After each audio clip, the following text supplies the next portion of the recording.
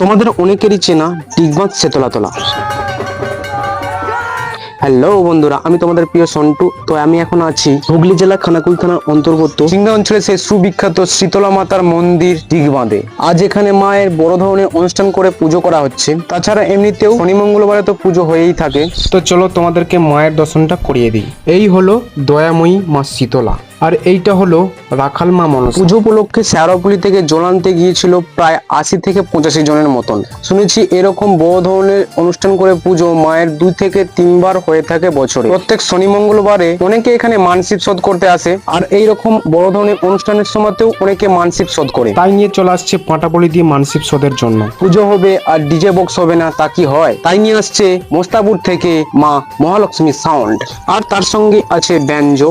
শীতলা মাতার পুজো হওয়ার পর নদীর ধারে রাখাল মা মনসার পুজো হচ্ছে। দুই জায়গাতেই পুজোর কাজ সম্পন্ন হওয়ার পর বলি দেওয়া হলো এবং তারপর ধুনো পড়ানোর কাজও সম্পন্ন করে মায়ের আরাধনা এখানেই শেষ হলো। তো কে কে এখানে পুজো দেখতে আসছিলে অবশ্যই কমেন্টে জানাবে। চলো আবার দেখা হচ্ছে নেক্সট ভিডিওয়ে।